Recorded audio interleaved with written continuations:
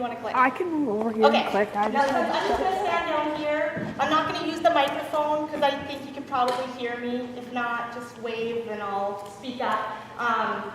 They were going to stick me behind that little podium, and Tricia knows that I like to roam. I would have felt like I was in a box, so I'll probably roam back and forth a little bit. But I just want to thank the young professionals for bringing me here today in the University of Jamestown. This is definitely a topic that I am very passionate about. I have specialized in this topic for probably the last 6 or 7 years in my career. My career started off, I graduated from UND in '02. And moved down to Minneapolis, started a business there right out of college, which was focusing on marketing and web design for small businesses.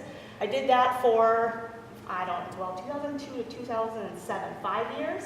I did that. I had it down in the cities. I was in Fargo for a while. I was out in California for a while. And then in 2008, I came back to Grand Forks to be around my family. My brother, I have one younger sibling, and he was being deployed to Iraq to serve in the war.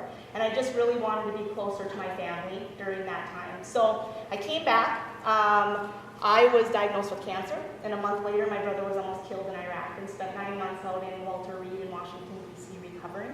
He made a full recovery. He is doing fine today, thankfully, and I thank all of those who have or related to people who serve. I just, from the bottom of my heart, appreciate those who do what they do so that we can do what we do. So thank you. But after that experience, when you go through something like that, you can't help but to kind of take a step back and just really kind of reevaluate life. I loved what I was doing, but I just didn't feel like I was doing what I was meant to do. I didn't feel like I truly was using all of my full abilities and my passions and the talents and the gifts that I had. And so I merged my company with my tech partner down in the cities at the time, just because I needed a break. I took a marketing job in Grand Forks just to kind of have more responsibilities, and I could breathe for a while. And I did that for about a year, and I said, okay, I'm ready to start back again. However, I want to do something different with my business. So throughout my business journey, as a small business owner and as a female entrepreneur, I went through a lot of struggles, a lot of ups and downs, and I wanted to be able to now use that experience to help other women start their own businesses and to really pursue that dream that they maybe had. Maybe they had a great business concept or an idea or a product or a service, but they just didn't know where to start or how to go about doing it, and it can be overwhelming and confusing and scary. And so I just really wanted to use my experiences to now help them. So my business started merging into more of a coaching and mentoring firm. And I did the business side of it for a few years. And then I just really fell in love, kind of while I was doing that, with personal branding. My background is in marketing and in branding, but more so corporate branding. And so, again, I just kind of started morphing into personal branding. And now this is something that my business pretty much 100% focuses on. And I go around and I speak to groups like this. I do webinars with people all over the world about this topic.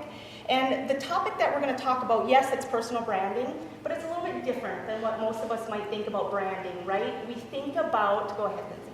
We think about corporate branding, right? We think about Quiznos or Dairy Queen or Subway or McDonald's or Nike, right? We think of corporate branding.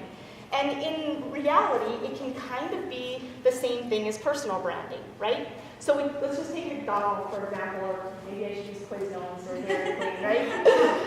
Let's just take Quiznos, okay, for example. Okay, so Quiznos, you have your logo, right? And you've got your brick and mortar, the outside of the building and what that looks like. And you step inside Quiznos and you have that experience inside, right? If it's clean, hopefully, and if the staff is friendly, and the smell of the store, the menu, the food, the taste of the food, hopefully the cleanliness of the bathroom, all of those things, right, create that perception, that experience that you get from that business. It tells you who they are and what they have to offer to their customers beyond just the products that you have, right?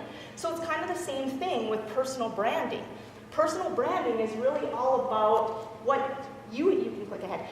It's really about, sorry, when I don't have a clicker, it kind of throws me off, but personal branding really is that perception of who you are and what you have to offer to the world around you. So it's all about your abilities and your passions and your talents and your gifts and your expertise and the values that you have. All of that combined together helps create that perception to the world around us of who we are and what we have to offer, right? So personal branding, a lot of people when they come into my office and we talk about personal branding, they're like, woo, you're going to tell me what kind of clothes to wear and what I should put on my resume and what I should make my Facebook page look like, and I say no. That's not what I'm going to do. Because yes, that is a part of it, right? Just like the look and the feel of Quiznos, what we put on social media and how we dress, and yes, that's all a part of our personal brand. But what I specialize in is the deeper, the more purposeful, the more intentional, the more engaged part of our personal brand. Sorry, Tricia. Sorry. It's in there somewhere. She's used to digging through my pageant bags. Yep. I'm going to see it, you probably haven't already seen. Oh, sorry.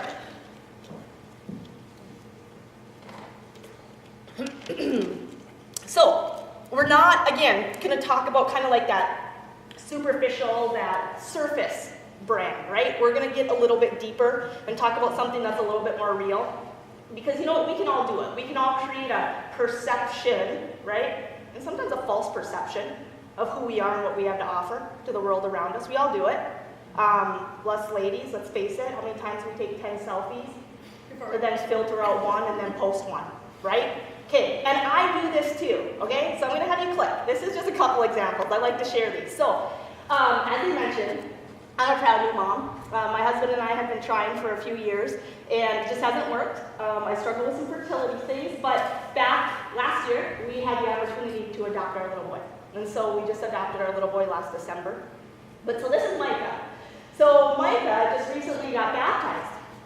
And he looks like he's having so much fun, doesn't he? It looks like it was a great day. Full of smiles, right? We posted this photo and people are like, oh, it just looks so wonderful. Yes, it was a blessing, okay? It was a baptism, of course. It was wonderful, okay?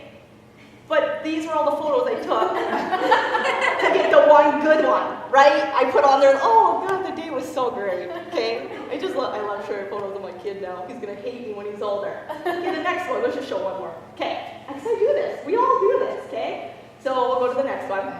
So this, we took him to his first race, okay? We were camping. Don't ask me what we were thinking with a toddler. My husband and I bought a camper. And so we go camping now. And I don't know if you can really call it camping, right? We're really not roughing it when all the other campers are sitting outside around the campfire and we're sitting inside by the kitchen. And it's really not camping, okay? But so we went to the races. We were in Alexandria. We were trying to figure out something to do, and we went to the races, and I snapped this photo. My husband had to run quick because they didn't have cash machines there. So we had to run quick to the gas station to get cash so we could buy food. And in the meantime, I'm sitting in the stands with my kid who has never been to a race before. Okay, he's never worn earplugs before, nothing.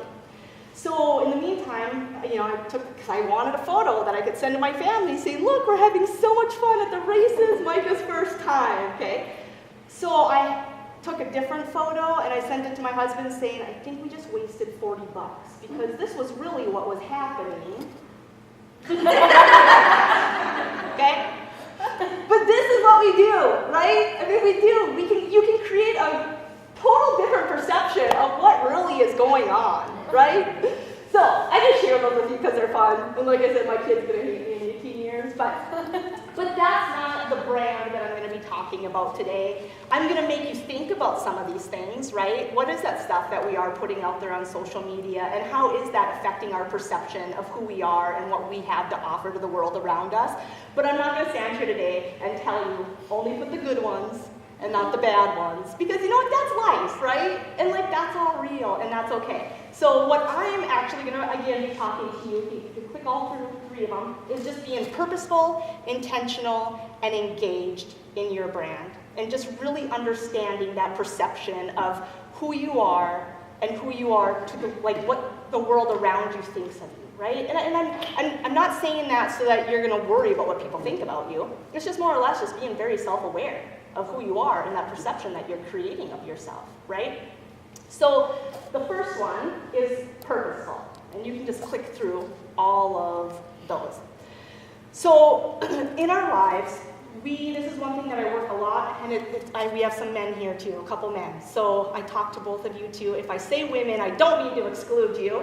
I just deal a lot with women on a daily basis. So as women, we represent many, many, many different roles in our lives, right? We are constantly putting on one hat, taking off one, sometimes wearing multiple hats at the same time. From our careers, to our communities, to our faith life, to our families, and to our social circles. And within those 5 main roles that we represent many other little roles, right? I mean, your career, Trisha over here, I don't know how many different careers she has, right? Our families, I mean, some of us are spouses, we're daughters, we're mothers, right? We're cousins. We represent a lot of different roles within these main roles. But ultimately the idea is that all of these different roles that we represent in our life, and when we choose to represent them and master them in our lifetime, ultimately creates a perception of who we are to the world around us and what we have to offer to the world around us, right? And at the center of all of that is us. That's our brand. It all overlaps. We can't be one without the other, right? We can't, and this does happen sometimes, and again, this is just very general, but men typically focus on what role? Their careers. Typically, right? And not all the time, but typically, that's just kind of what we know. Women typically focus on what role? Family, right? And that's natural, right? I mean, we go through different phases in our lives where, you know what, for a while I might focus a little bit more on my career because I don't have kids yet. Now that I have a kid, I might focus a little bit more on my family life. And my career's still there though, right? Maybe when my kids are a little bit older, now I have more time to focus a little bit more on my community involvement work, right? My faith life is always there. So sometimes, yes, you're going to change your focus, and some are going to be a little bit heavier than others. They're not always going to be consistent, right? But the idea is that the rest of them, they don't eventually just go away, right? Just because you're maybe focusing more on your family, the rest of it doesn't go away. Just because you're focusing a little bit more on your career, the rest of it doesn't go away. We still have to be very purposeful about knowing that all of those roles still exist, right? And the idea is just really wanting to help people be very proactive about cultivating their own personal brand and understanding this concept. That there is a perception right now that exists of every single one of us. When you walked into this room, there is a perception that all of you have. I might not know you, so I don't know what that is, right? But I'm guessing you know people in this room. No? Who knows Trisha? Okay, there we go. Okay, so Trisha, every single one of you has a perception of Trisha, of who Trisha is to herself and to the world around her and what she has to offer, what she brings to the table. Your perceptions might be similar, they might be totally different, right? But we all right now are a walking brand. We all have a personal brand, whether we think we do or not, whether we've intentionally cultivated that brand or not. There is a perception that exists of each and every one of us. And too many times we forget about all these roles, right? We just think about, oh, I wonder what people think about me within my career. Or, oh, I wonder what the other moms think about me as a mom. But we forget about all of this other stuff, right? But the idea, again, is we represent many different roles, and they never take a rest. Yes, again, sometimes we have more focus on some than others, but they're always there, right? And at the center of all of that, where that overlaps, that's that perception. That's the perception that you have of Trisha, right? So that's your brand in there. So after being purposeful, we talk about being intentional. And you can click to the next one. Okay.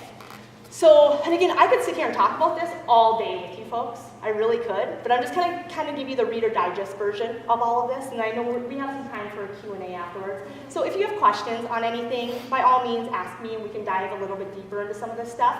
Otherwise, you're welcome afterwards, too, to reach out to me. We can talk via email or phone about some of this stuff. So I'm just going to kind of give you the overview right now. So, intentional. So, the what, the why, and the how.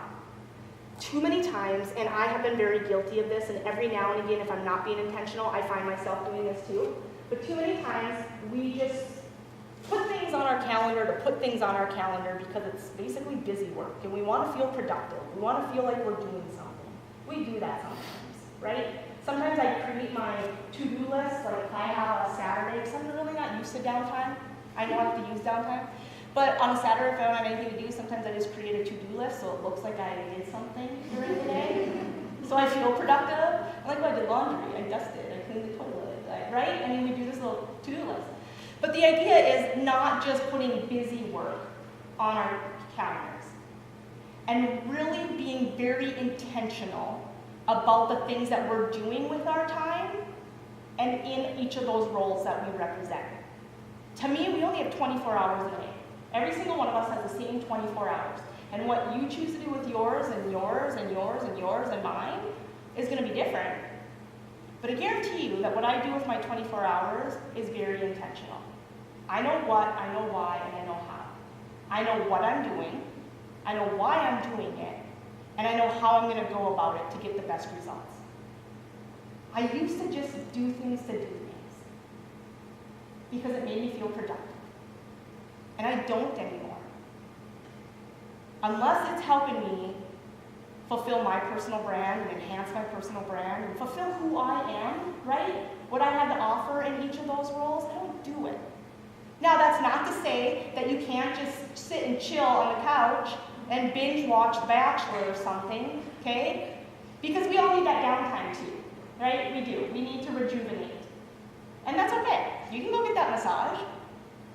I do that still sometimes too, because that helps me be a better version of each of those roles, right? All I'm saying is, again, in your careers, I'm sure we have students here too. You're probably going to say, well, I don't have a career right now. Well, you have jobs more than likely, and your careers too are you as a student. I mean, that's what you're ultimately working towards is your career. So when I say careers, if you're a student, that's that category for you. But just being very intentional. Again, understanding the what, the why, and the how. What am I doing with my time? Why am I doing it? Bring it always back to the why, right? And if I'm going to do it, I want to make sure that the how, I'm choosing to do it in a way that's going to be beneficial, right? And that's going to help me utilize my abilities and my passions and my gifts and my talents and my expertise to the best of my abilities, right? Then there's abilities and opportunities. So the first one, abilities. So what are our abilities? Abilities aren't just our education or our technical training. Yes, those are a part of our abilities. But our abilities are every single experience that you've been through in your entire life. Every single experience is an ability. It adds value to who you are and to what you have to offer to the world around you, right? Trisha, I mean, you're a career woman. Are you happy you're here this evening? I was saying, I sat in the wrong spot. I know you. So Trisha is a career woman, right? Yes. Yeah. You're a business owner? Yes. And all of those experiences that you've been through add value in that area of your life, right? And how you're now able to maybe help other people, guide other people, support other people, provide insight to other people, right? You as a mom, you have value and experience as a mom, right? All of those roles that Trisha represents, and there's so much more, obviously, than that, but all of those experiences add value to those roles that Trisha represents in her life. But it's up to us to recognize what those abilities are. Because so many times, especially as women, we sometimes forget the value that we do have. And we want to know, it's like, oh, I don't know what I have to offer to the world around me. I don't know what I'm good at. I don't have any education in something or special training in something, or, oh my gosh, look at all these amazing women that are doing their own social media blogs and, you know, they got 1 million followers, I can't do that. No, every single one of us has value. And we have abilities. And it goes back to all of those experiences that we've been through in our life. And then pairing them with the appropriate opportunities, right? So as a cancer survivor, do you think I'm the only cancer survivor out there? No. That's an ability of mine, right?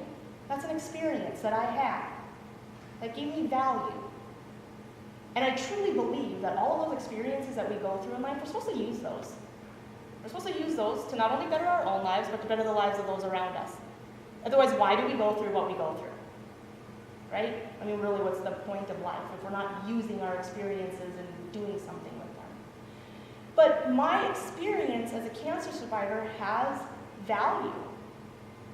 It creates that who I am and what I have to offer to the world around me. And now using that with the appropriate opportunities.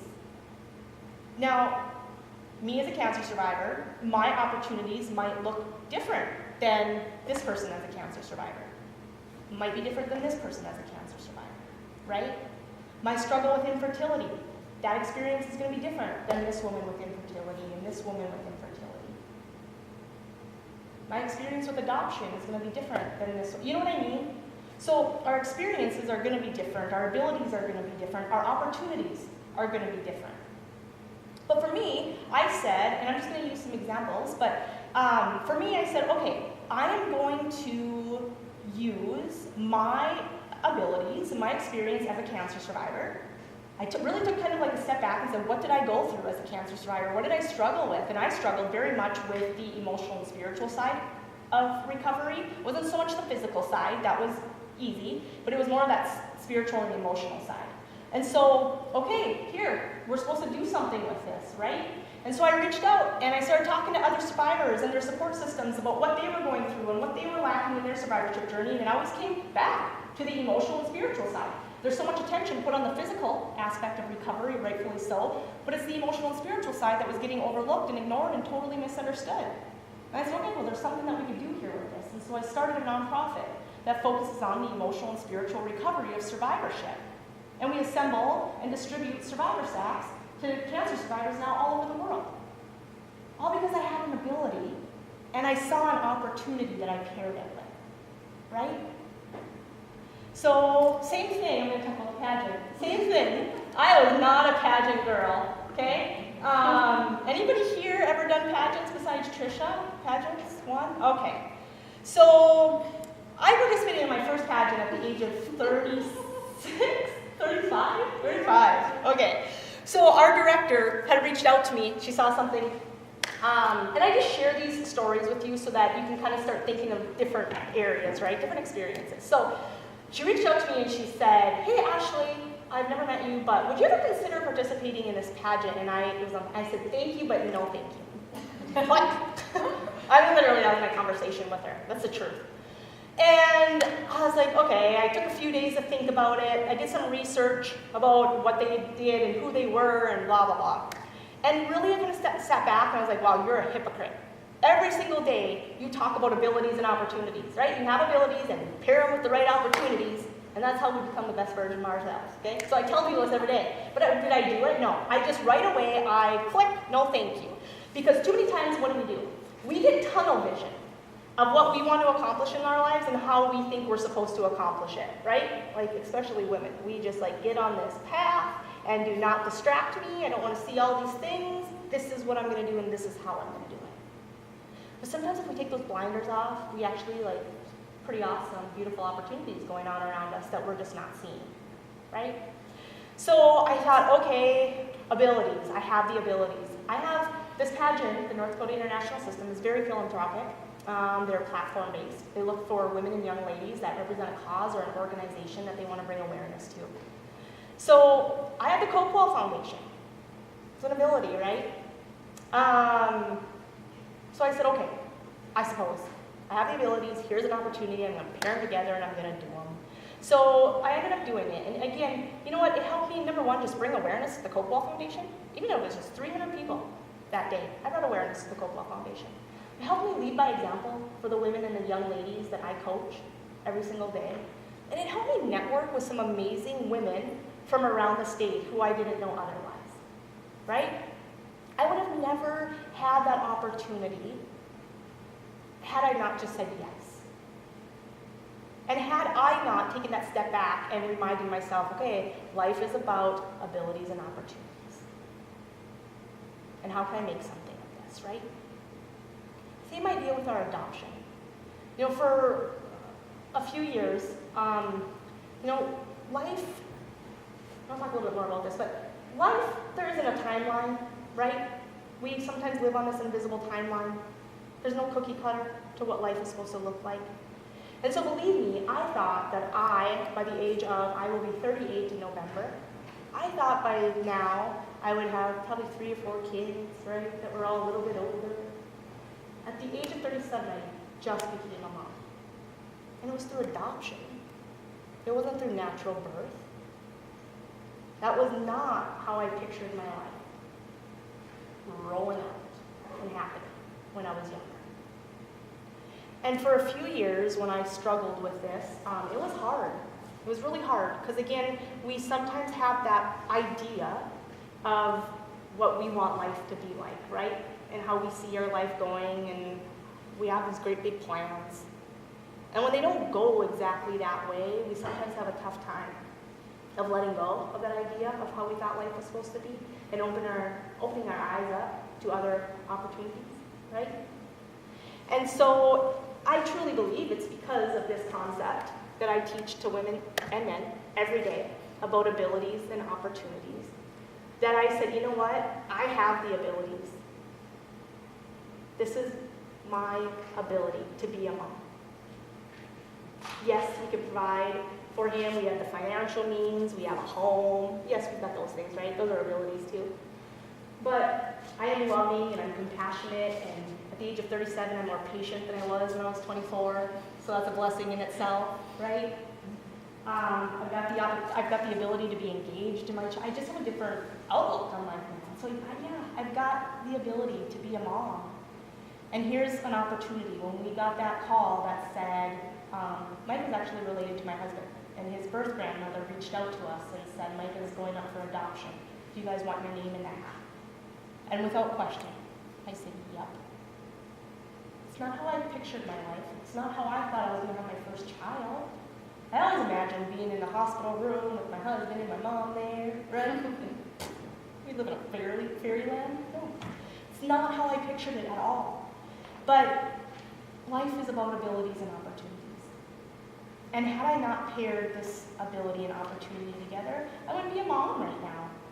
I would have passed that opportunity by, right? And so there's lots of stories like that I could share in my career, in my faith, right? All of those roles that we talked about, career, community, faith, family, and social circle, your friends. Abilities and opportunities in every single one of those. And being intentional in life, I thought it was hard enough when it was just me. But now I have another child, another human being, I gotta be intentional for him too. It's really hard, right? Are you a mom? Yes. Yeah, she's shaking her head. Yeah, she's on the same page as me right now.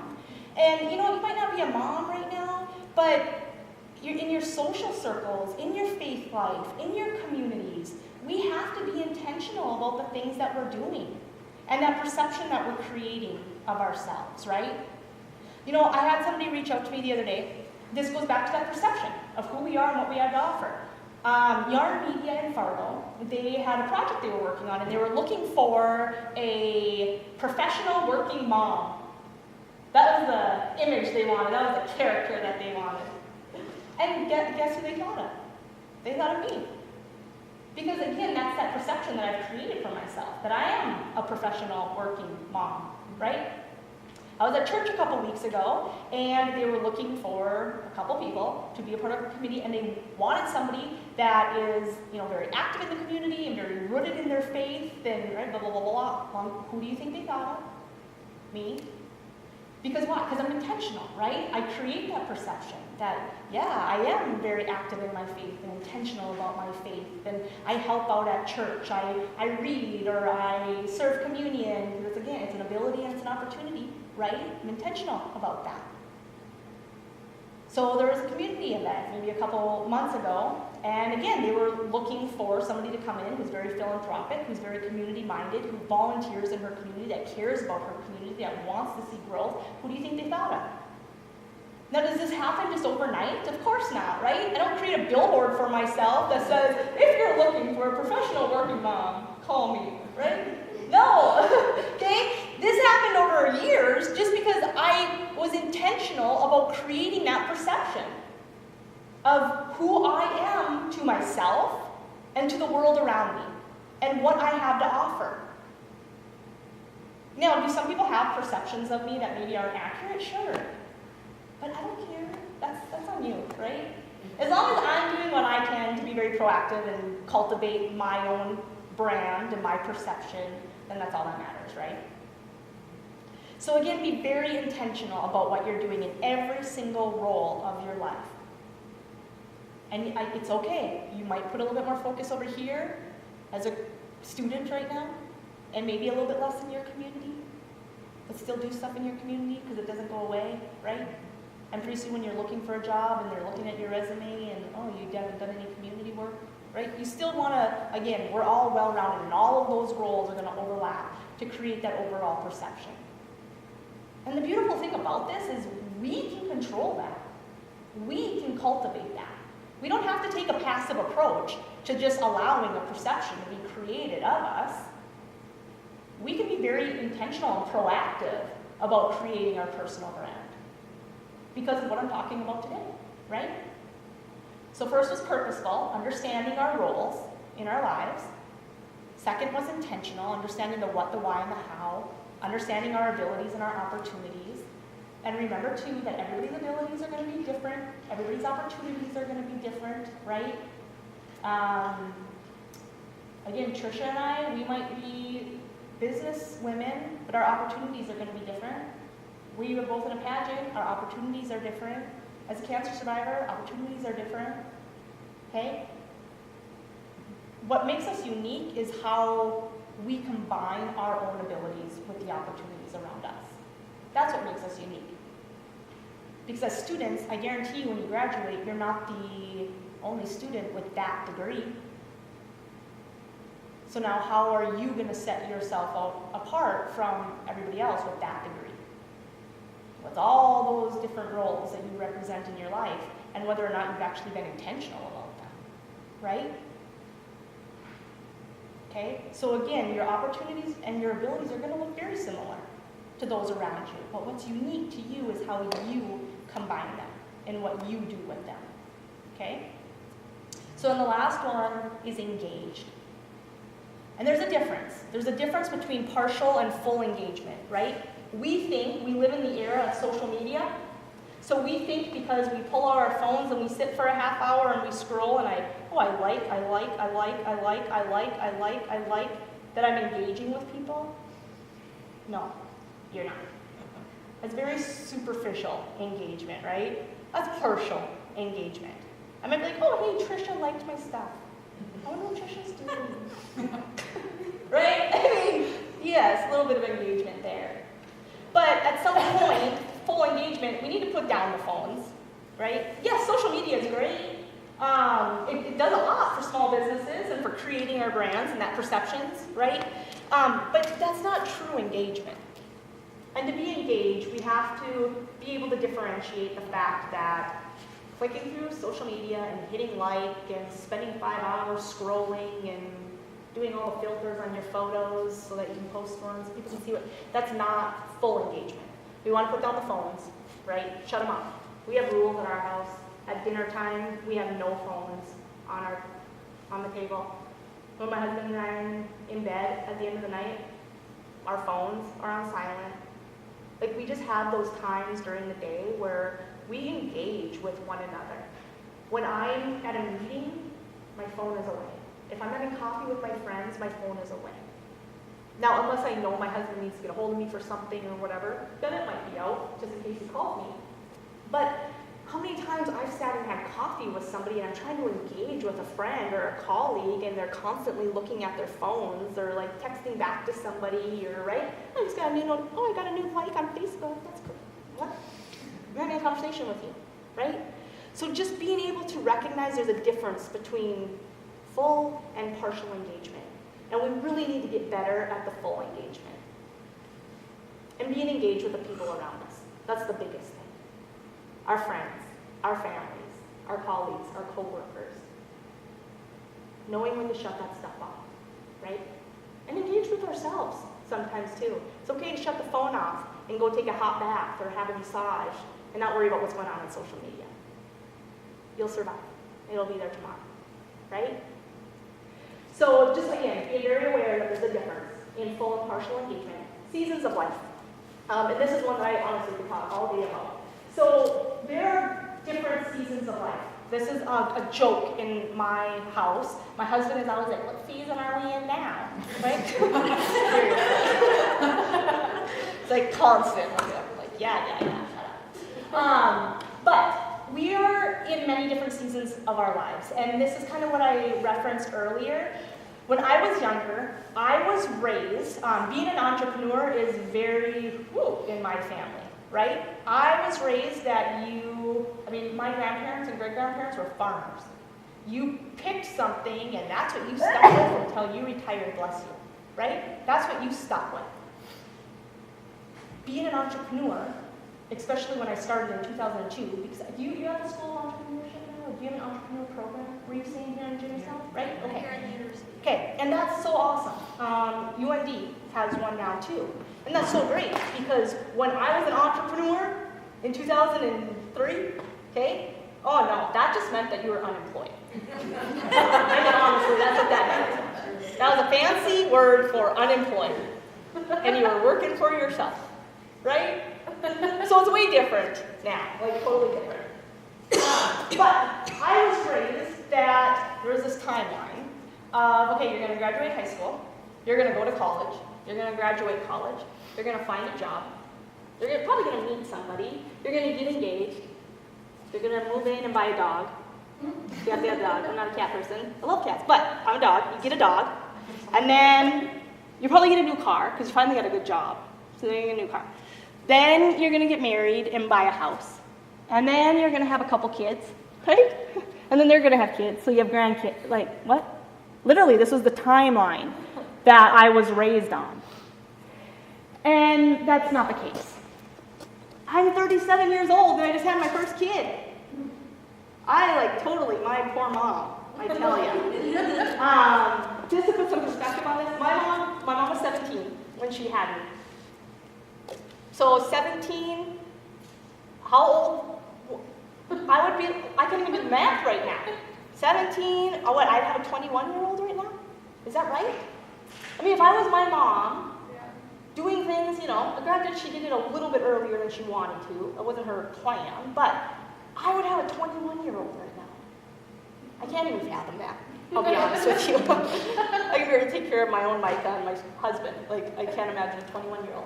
So it's that idea that seasons of life, we are all in different seasons of our lives. And there is no set timeline. There is no cookie cutter to what life looks like, right? Every journey is going to be unique to each of us. How we go about it is going to be unique to each of us. If we get married, if we find that dream job, if you do or do not buy a house, nobody says you have to. And too many times we judge other people for what season they're in because we forget that just because I'm a mom now doesn't mean that all my other friends are going to be doing mom things. Or just because I was really focused in my career and my friends were moms and I was like, why shouldn't you be more focused on your career? Or why aren't you hanging out with your friends more? We do that. We judge what season other people are in. We sometimes wish away our seasons, right? Especially when we're in college sometimes. We want the next season to come where we're going to get engaged and get married and have a family. But we forget to be engaged in the season that we're in. Truly be engaged and appreciate the season that you're in. Because that season is eventually going to pass. Even the tough seasons. I'm not in my cancer season anymore, right? Now, granted, not everybody's outcome is like mine. I was very fortunate that I went out of that season. But my point is you know what? Even then, in that season, I embraced that season. It was a challenge. And believe it or not, I didn't even wish it away. Because every season that we go through is providing us with what? Experiences. That are what? Abilities. Right? That are adding to who we are and what we have to offer to the world around us. And every season is providing us with different opportunities that we maybe wouldn't have recognized before. And don't let those opportunities pass you by because you're too busy planning for the next one, that you're not engaged in the one that you're in. Or you're thinking back to the one that you just got out of and you wish you were still in that one. The brides that just got married and for the last 9 months, that's all you did was planned a wedding and now you're laying on the floor crying because you're no longer a bride. You know? Like, don't do that either. Don't live in the past season. Move on to the next season. Right? So seasons of life is a big one. And again, we can talk all day about other things, but just that idea that you're going to go through different seasons and really stay engaged and appreciate and value that season you're in because it's providing you with experiences that are abilities and it's providing you with different opportunities that you maybe didn't know that were out there. Okay? Prioritize your values. Is that my next one? Yep. Okay. So that is kind of the same thing. In order to help you stay engaged in those seasons that you're in, I kind of like to create values or goals, right? You could do it that way too. Like what's important to you in that season? So like right now, I'm now a mom. And yes, my season of being a mom is now going to be for a very long time. But there's seasons within our seasons, right? He's a toddler. Holy crap. Okay? But I'm going to prioritize some of my goals and my values of what I really want to get out of that season with him, right? And so doing the same thing. Your season as are you a student? Yes. Yeah? Okay. So your season as a college student? Yeah. Okay, college student. Prioritize some of those values or some of those goals that you want to get out of that season. So when you move on to that next season, you don't look back and think, oh crap, I should have did some of these things. Because I kind of do that in my college years. I really do. And actually, it's not that I wish I would have partied less. Because I didn't party at all. That's kind of the crazy thing. I worked. I worked so that I could pay for my tuition. And after 4 years of college, I had $2,000 in student loans. That was it, because I worked so much. Now, if I could go back, I would have prioritized a little bit differently, and I would have said, all right, student loans aren't the worst thing, right? And I maybe would have just taken a little bit more time to enjoy some of those things, or maybe been more involved in different student groups or community events, or volunteer a little bit more back then. Instead, I feel like I'm making up for it now, right? So do that. Whatever season you're in, maybe you're putting more focus in starting a new business right now. Just prioritize some of those values and those goals that you want to get out of that season, because it's going to help you stay engaged in that season a little bit more and get the most out of that season. Okay? The next one is morning, noon, and night. Yeah. So this one, too many times, and I did this for many years. Too many times we get up in the morning, we put our feet on the floor, and we just go. We just go. We really don't even think about the day ahead. And at the end of the day, it's like, holy crap, what was all of that about, right? We get up, and again, you might not have kids, but maybe you're in school and you're rushing to get ready. But from a mom, this is honestly my morning. It used to be sometimes, minus the kid. But I would get up, I'd get myself ready, I'd let my dogs out, I'd get them fed, I'd get ready really quick, I'd go to work, I'd get all my crap done at work, right? Only to leave. Now, if you have kids, then you leave, you pick up your kids, you bring them home, you feed them, because this is the life I'm in now. You feed them, you play with them a little, you give them a bath, you put them in bed. You know, like also you go downstairs, you do the dishes, you clean up, then you lay on the bed and you're like, holy crap. There was another day, right? And what was it all about? What was it all about? Was I really engaged in my day? Or did I just go? Too many times we do. We just kind of go through the motions. And we're like robots almost. We're just kind of existing. And we're getting by. But we're not truly engaged with what is going on around us. And so the morning, noon, and night, whether it is prayer, or whether it's meditation, or whether it's focusing on maybe a quote or a verse or something for that day that can help you maybe focus on something different that day, right? Like whatever my prayer is for the day, that's what I focus on. And that's what I start off with in the morning. It's the first thing that I do before I put my feet on the floor and I go. That's what I focus on, is my prayer for that day. I also have a mission statement of my own that you're going to work on in the follow-up workshop. I have my own personal mission statement that helps me be purposeful, intentional, and engaged in my life. It reminds me what I want to get out of the season that I'm in. I remind myself of maybe what the goals are that I have for myself in that season right now, right? I remind myself of maybe what my abilities and the opportunities, the current ones are that I'm working on right now. Like I have a mission statement, and that's the first thing that I do in the morning before I get up and before I put my feet on the floor, because it sets me up for the rest of my day. It puts my mindset where it needs to be engaged, to have purpose behind my day, to not just put my feet on the floor and go and not know what I'm doing or why I'm doing it. Going back to being intentional, right? Know the what, the why, and the how. And then we go through the morning, and come noontime, our tank is half empty sometimes. And sometimes we're going on fumes, and we're on our third cup of coffee or our second Diet Coke or whatever that might be for some of us, right? And so at noontime, I usually find a little bit of time to do it again. I'll remind myself of whatever that reading was for the day. How was I doing that morning with it? Maybe it was telling me to be a little bit more loving or understanding or patient to my husband today. Did I do that this morning? Right?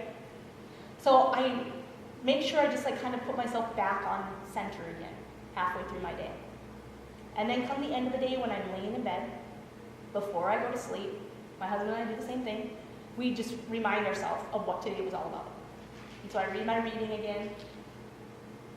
Again, was I patient with my husband when he got home and didn't pick up the green peppers just stupid stuff, right?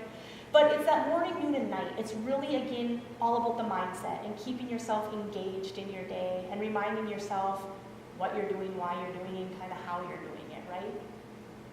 So that's the what, when, how.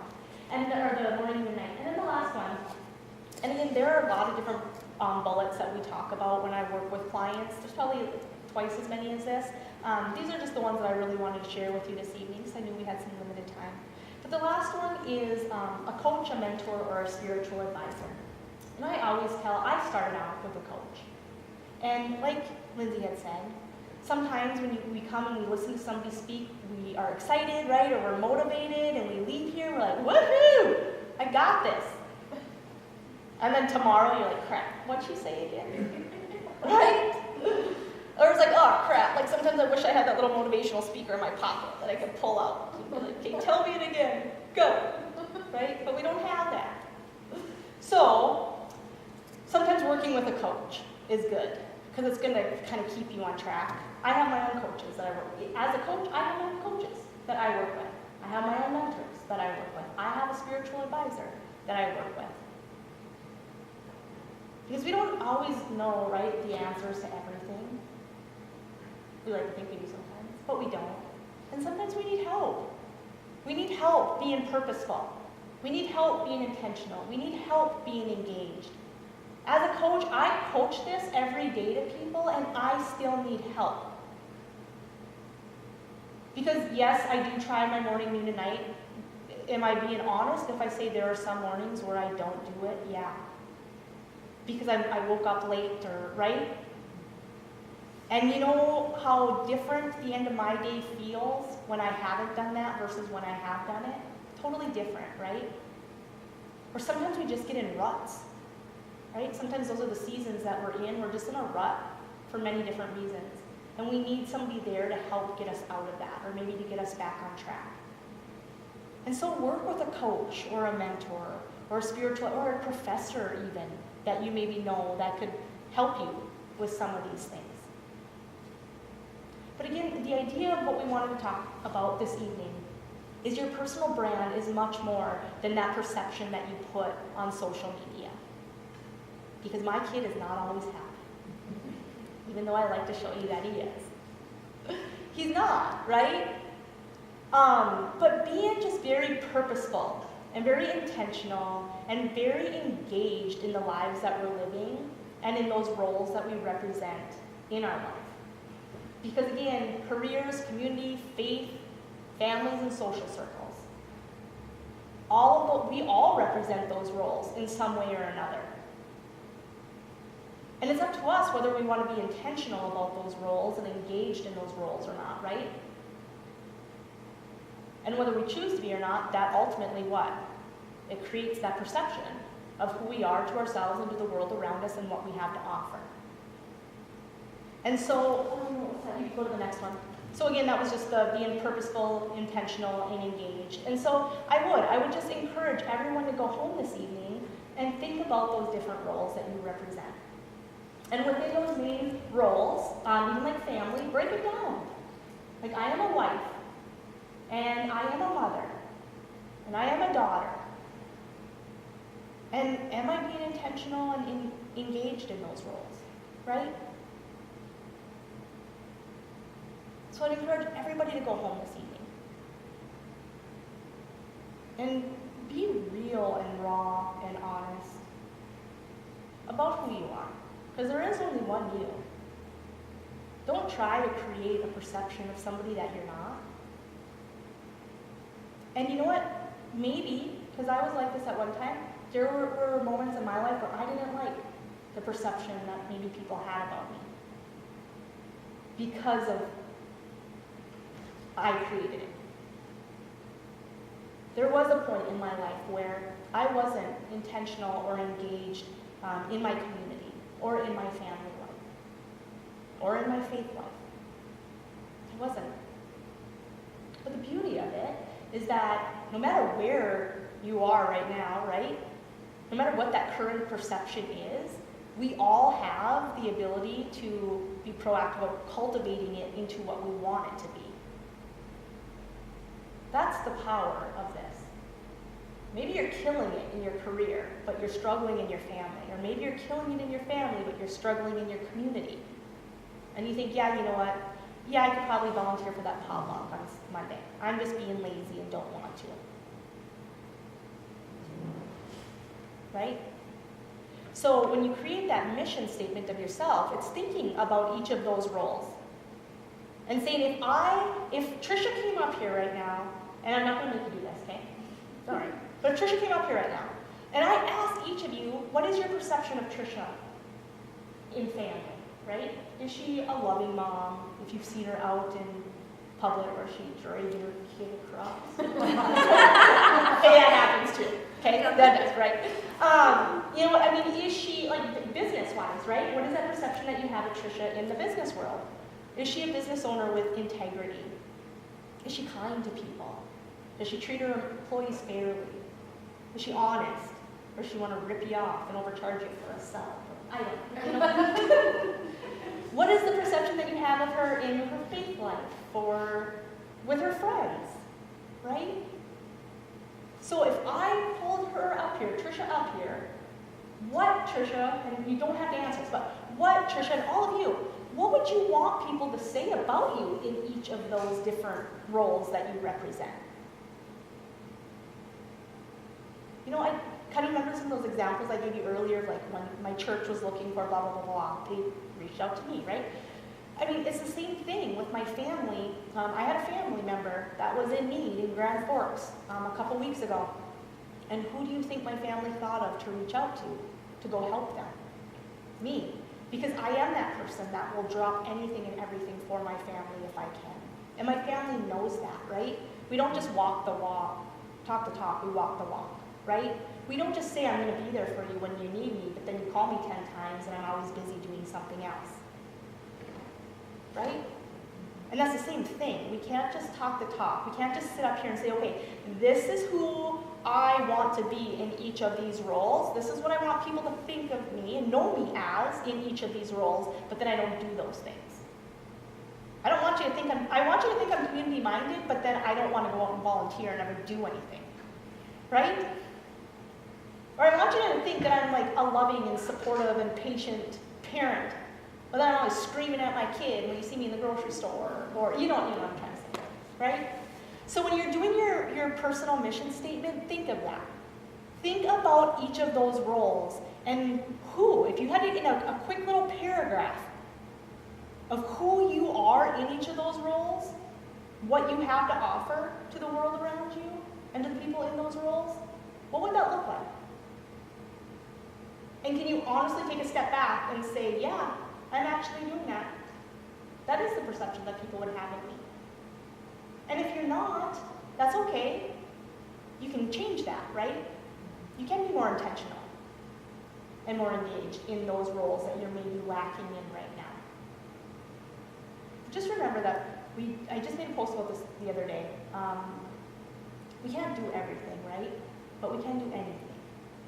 And so when I say this, because women, we do this a lot, especially. We think we have to be everything to everyone all the time. We take it all on. And when I talk about all these different roles, I don't want you to leave here feeling overwhelmed, like, oh my gosh, I have to be more of this and more of this and more of this and more of this, and I don't know what to do. Okay? No, that's not what I'm saying.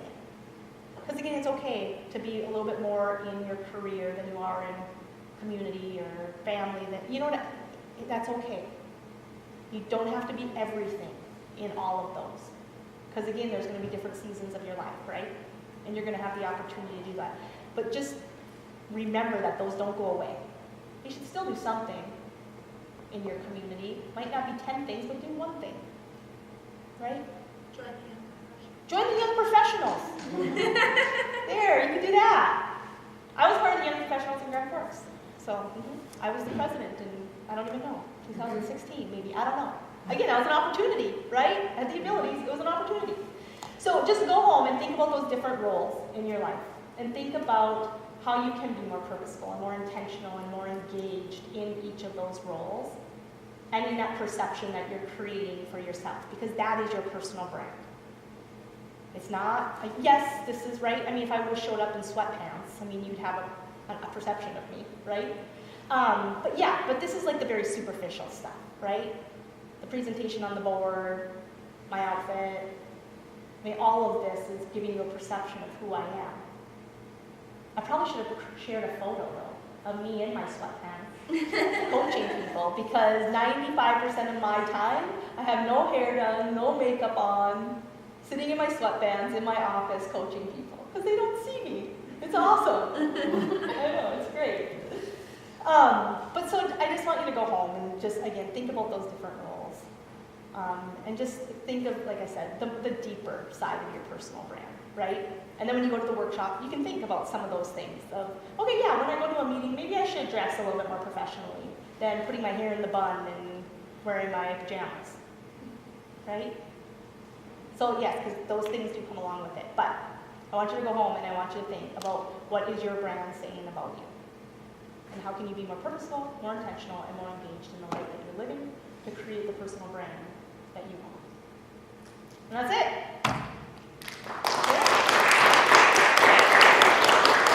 I could have talked all night about this. I really could have. There's so much to share. It was like my favorite topic. But does anybody have any questions or thoughts or comments? And if you don't have any tonight, and sometimes we just don't want to bring it up in front of people, but we know that we're maybe struggling in an area, or maybe we want help in something, reach out to me. I think my website's up there. It's just itsherbrandcoaching.com. You can just email me. And yeah, we'll just set up a time to visit. And if you need help understanding maybe some of the roles and how to be a little bit more intentional, and maybe you're in a rut and you need somebody to give you some motivation to get out of it, just call me and reach out to me. But yeah, again, it was a pleasure. Thank you for inviting me to be here. Hopefully this is what you were wanting and looking for. So yeah, Lindsay, do you have any questions? Yeah. So, you obviously developed a mission statement for yourself. Do you feel like when you first did it, has it changed? Totally. Okay. Yeah. How often do you reassess kind of your own mission? I mean, that's just kind of on a daily basis, right? If you know your mission statement, it's always in the back of your head, right? And as we grow, who I am at the age of 21 is different than who I am today. And the experiences that I have and what I have to offer to the world around me, right? And the opportunities. And so I think that's just something that's just organically always changing. Whether you sit down once a month or once a year to actually type out a different mission statement is up to you, right? But organically, that mission statement is always changing. It's always growing. It's always evolving, because you as a person are always changing and always growing and always evolving. And as you do, your mission statement does. But if you sit down once a month or once a year, a lot of my clients will just do twice a year. Every 6 months, just reevaluate it. You know what it is. But in those 6 months, have you been through different experiences in your life that have maybe contributed to what your mission statement is? But in general, my mission statement is just to be purposeful and intentional and engaged and know my what, the why, and the how. to combine the abilities that I have with the appropriate opportunities around me, right? To appreciate the season of my life that I'm in. It's about a half a page that I read to myself every day, but it's just snippets of everything. So it's not necessarily something super, super specific either, right? Like today, I'm going to join Young Professionals. That's a part of my mission statement. I want you to join Young Professionals because it's great, but that's not necessarily going to be a part of your mission statement. It's not necessarily going to be that specific, right? It's more or less kind of that over, like your mission statement, or you still own Quiznos? Yeah, okay. The mission statement is Dairy Queen is, it is our mission for everyone to leave on a happy, or have the best experience possible today at Dairy Queen. Okay, so that's kind of like an overall, right? Trisha's not saying that you're gonna have the best experience possible, because when you walk in the door, I'm gonna be standing there and I'm gonna greet you with a balloon, and then I'm gonna carry your trip. You know what I mean? Like, you're not being specific that way, right? You're just overall saying that, what was it again? We want everybody, their best experience of that day be at Dairy Queen. Right. So like, we want them to go home happy. Right. And remember that it would happen at Dairy Queen. So it's just kind of like an overall, right? It's just not like getting into the nitty-gritty of like the details of it. Does that make sense? Did that answer your question? Yeah. So what about like on the negative side of that? So what if you, over the years, notice this is not for me. This is bringing me down. I need to get away from it. But then yet, how do you get away from it? You know what I mean? Like, What is it? social circle, like, I'm changing. My social circle is changing. Yeah.